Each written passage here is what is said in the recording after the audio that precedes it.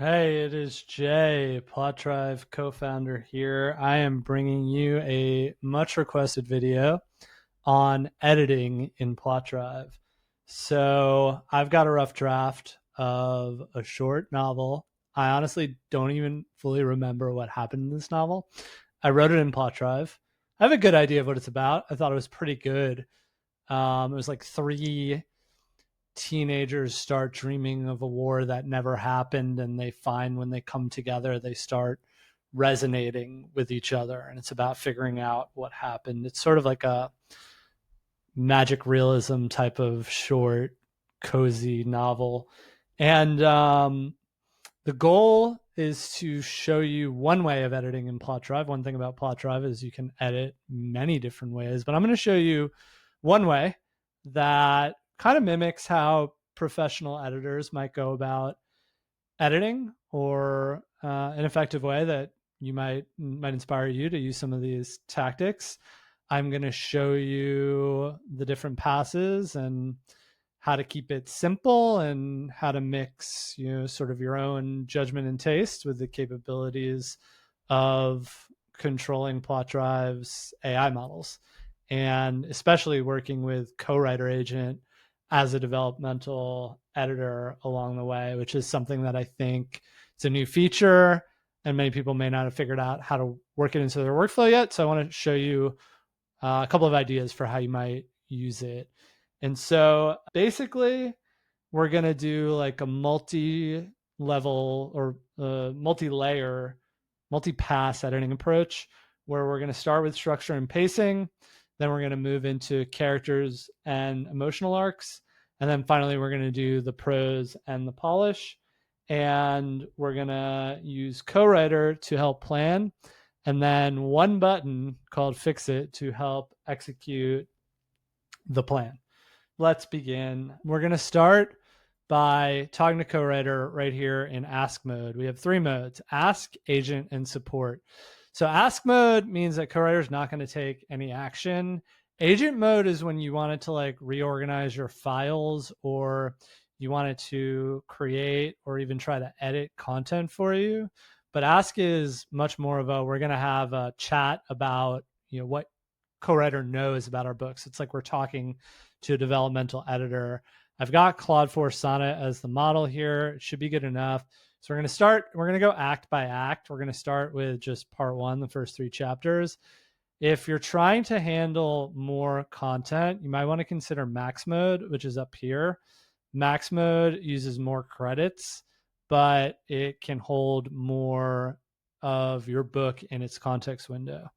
So right now I'm going to ask co-writer, because we're starting in structure and pacing, like, give me a smart multi-pass editing plan for this book.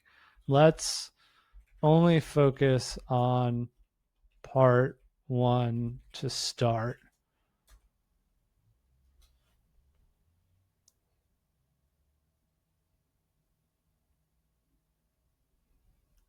So it's using its read content tool to sort of understand what is going on in the book. We can see it's like broken chapter 2 into a bunch of chunks, and it's broken chapter 3 into a bunch of chunks, and only read the first chunk. So maybe that's something that we're going to need to revisit as we go. But because we don't know if it fully has an understanding of chapter 3, but it might be enough to get started. I love how it says, like, I've got a beautifully crafted opening, like it's blowing smoke my way. All right, so it's like structure and flow. It's giving me a few different ideas: character, voice, and consistency. It's giving me a few different ideas. Ooh, core magic system, prose and style, line level, and cohesion and continuity. Okay, I mean, this is enough to get started. Week 1, week 2. Yeah. We don't have weeks to do this. We're gonna do this really, really fast. So actually, let me tell a co-writer, we don't have weeks to do this. We've got 15 minutes and a YouTube video. So give me a plan to show off a few of these passes using your agent mode and fix it button. Let's see what it comes up with.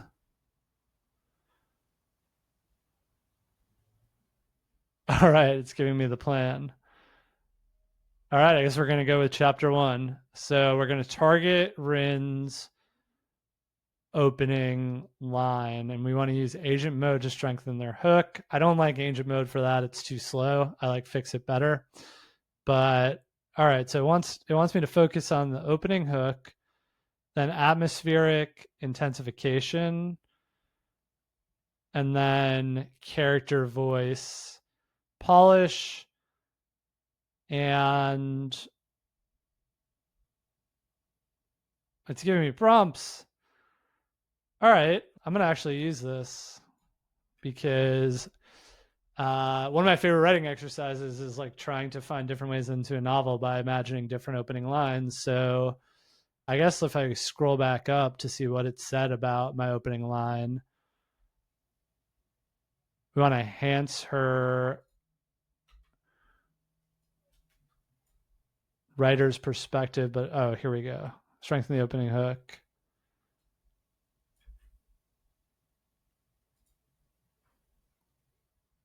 All right, well, let's see what co-writer says. We can use fix it too. So let's actually see both in progress. Like, no, I don't want agent mode. Just give me the ideas here. And now I'm gonna use fix it. And I'm gonna take this and I'm also gonna give it a similar prompt. What's it saying?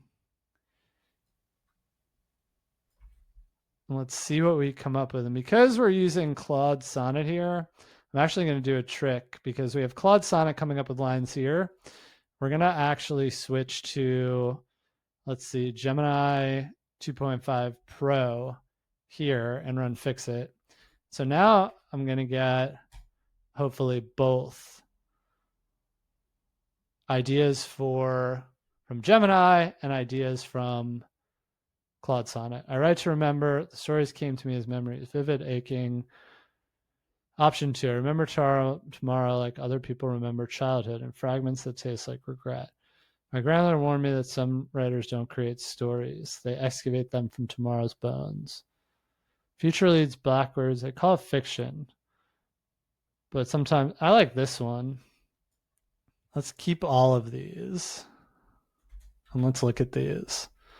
So I'm going to minimize co-writer just so I can think about this. I'm going to actually hide the button so I can even hide this. So I can go full screen here. And I know somebody asked for dark mode actually. So let's see this in dark mode. All right. I write to remember things that haven't happened yet is the front runner. I still kind of like that, but let's see if we can beat it. Ooh, and this one is still in black. So I'll just highlight it. Before the future can be lived, I have to bleed it onto the page first. The ink spills to trap the tomorrows that I already remember. If I don't get them on the page, it's still a bit too it's a bit like hard to understand and communicate. I don't write to survive the memories of what's coming. They call it fiction, but so I kind of still like this. I'm gonna have to make it white then.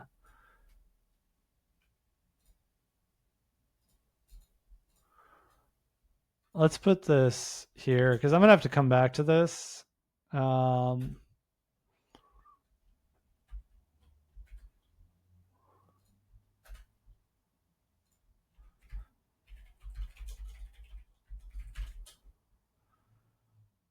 And let's keep going because I can't make the decisions, too many good options, but I need to keep going. So, okay, that's one way you can edit based on, again, opening lines. Now, 2, what's it want me to do next? It wants me to, let's find the plan.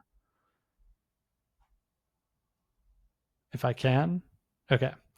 Opening hook enhancement, atmospheric intensification. We need to find the lighthouse approach scene. So where even is the lighthouse approach scene? Can you find the lighthouse approach scene for me so we can do a pass on atmospheric intensification.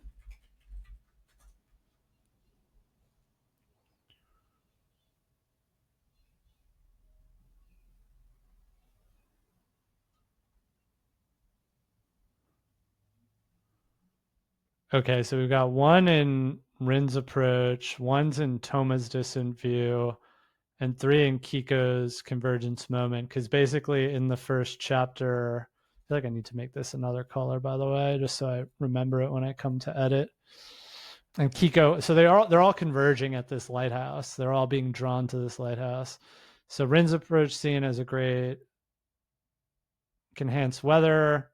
Lighthouse is supernatural magnet, sensory details. All right, so let's find where this lighthouse actually is. Here we go. I think that's it. Yeah, the lighthouse looms closer now. I stopped typing. My latest story is outside. From my window, I can see the abandoned lighthouse standing sentinel at the northwestern point. Hasn't guided anyone home in decades, but something about its persistent presence pulls at me. My latest story collected thousands of candles. All right, so as she left the courthouse, no, it's here. As I head down, the sky outside is heavy, clouds gathering from my window.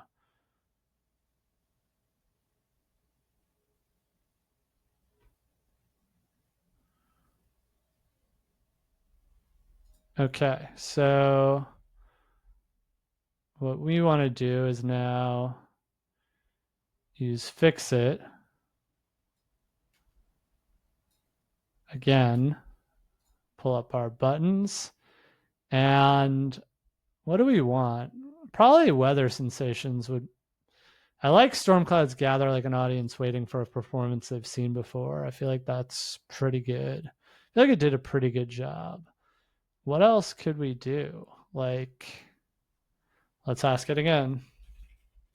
I feel like the initial description did a pretty good job, but what's one single thing we can add to intensify the atmosphere without doing a huge rewrite?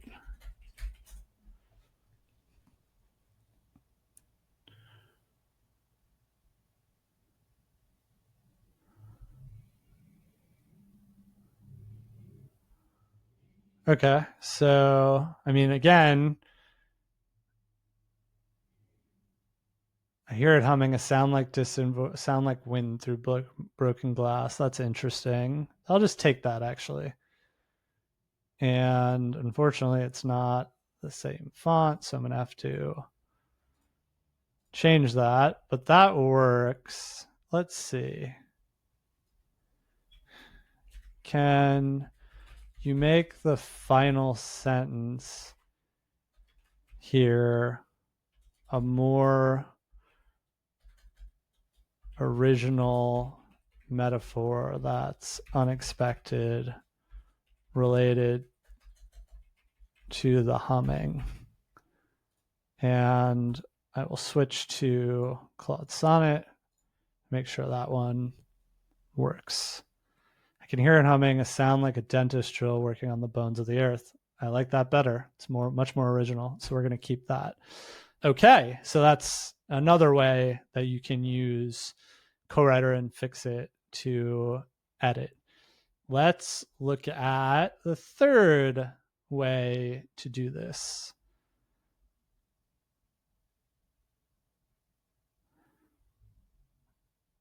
Voice polish, right? That's what we're looking for. Yes, character voice polish. Good, but it could be sharper. How AI maintains the voice. So how do I feel about that? Could it be sharper, or do I like this? Let's try it. Let's see what we get, and we'll compare it. We'll run fix it. Oops. And we'll just use that as instructions. Did I get it? No. Need to go back. I didn't actually copy that appropriately. So there we go. And let's see what happens.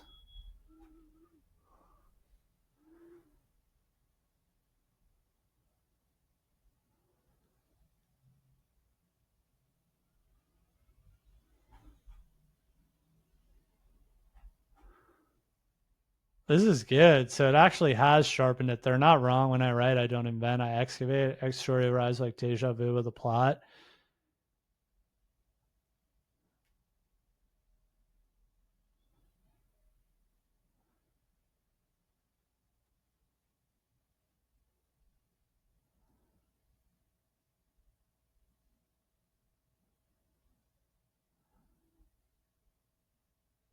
Very interesting. So let me see. I'm going to keep both.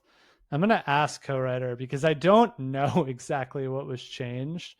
Read the opening of chapter 1 and tell me what the difference is between the first Rin section and the second one.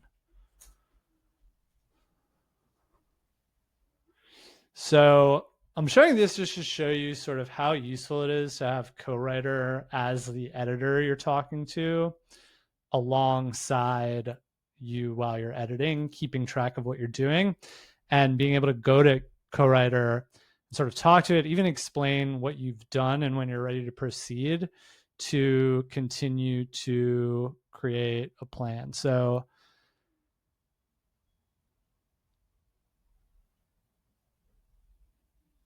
oh my God, it's the 2 opening lines. No, not the 2 opening lines. The whole section, there should be changes.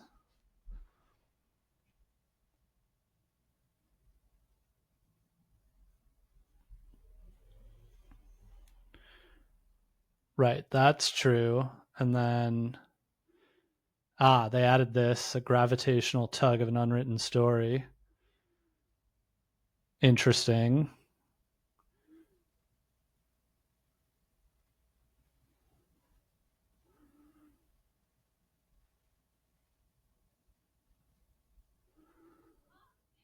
So what I would be doing here is I'd probably, again, leave this maybe in red, depending on how long I have for my editing session, right? So I'll probably like put this, oops, not clear formatting. I want to put it in red just so I have it and I come back and I remember like this is different than the first one and this is different. And I want to be making these decisions, right? And so what I would probably do is in a session, edit this first chapter or maybe even try to make my way through the first 3 chapters, the whole first act. So I got a good sense of like what I originally wrote, what I actually think about it, maybe make my own notes with co-writer, and then use that to develop a sort of my own editing pass that gave me a to-do list of things that I wanted to do that was also inspired by what the AI suggested I should do. So the last thing is, okay, I've gone through the YouTube video script and made a few different showings of how to do this multi-level, multi-pass editing in Plotdrive. I made some changes to chapter 1 that are now in red, but I haven't decided what to keep yet. I want to use agent mode to make a plan for the multi-pass edit now, given what I've already done, to create a document with my to-do list to get through the whole edit. You can put that plan inside the part 1 folder and make sure it only pertains to chapter 1 to 3 because I want to go through for my way of editing for this book, I want to get like the first act really, really good. And then I want to carry that forward into act 2, act 3, and it's 4 acts, act 4. And then I'll probably read the whole thing again once I've improved it. Let's see what it does once I've given it that prompt. All right, so it's telling me to switch to agent mode. Let's do it and say, let's go.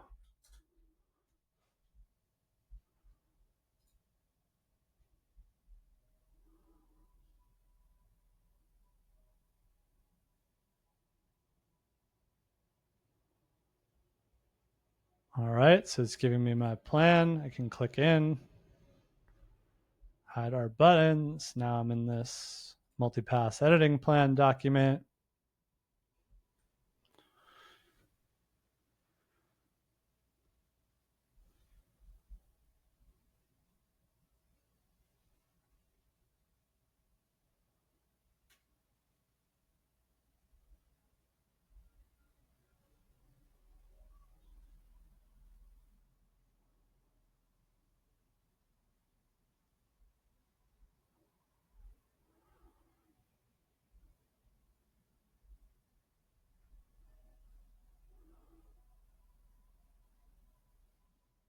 So I'm actually going to reject this because I don't love it because it didn't get the full thing. It assumed that I did more than I did in chapter 1. So what I'll do here, I can reject from here or from here. I'm going to reject it from here. No, that's an interesting bug. There weren't 33 documents. Need to screenshot that. So I've got that saved. But no, I didn't get that much done in chapter 1. I want you to account for my work and give me that original smart multi-pass editing plan for chapters 1 to 3 as a to-do list. And I want to spend about, let's say, 3 hours max going through all of it.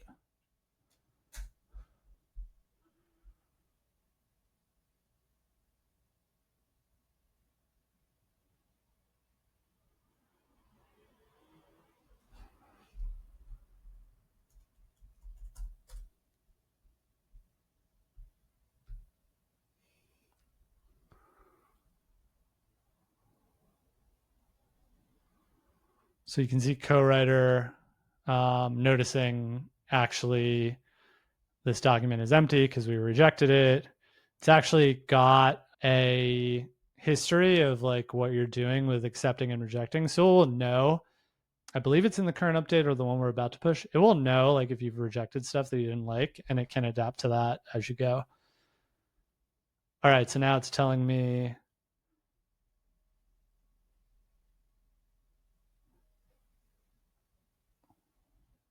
again, but it's only focused on Rin. So one more time, I'm going to thumbs that down.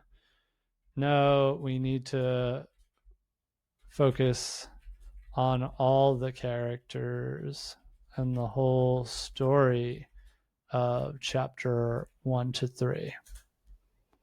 So we'll give it one last chance.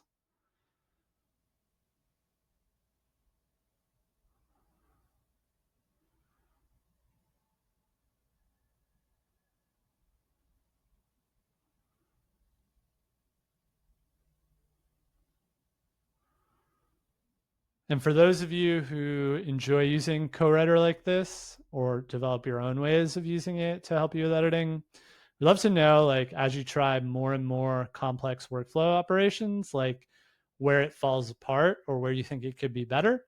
Because even if it's failing now, we're probably not too far away from being able to achieve what you wanted to achieve more consistently. Another thing I should note about co-writer, you can kind of see how I'm moving between ask and agent mode. I'd say 2 other tips. It's really helpful to tell co-writer what to look at.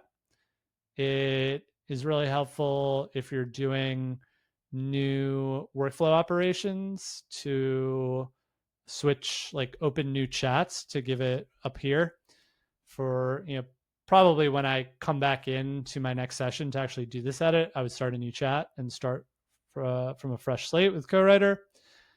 3, it doesn't, sometimes if it fails or it stops or you feel like it's going off the rails, all you really need to do to get it on track is to just tell it, like, no, you didn't do it right. And it can very often fix itself.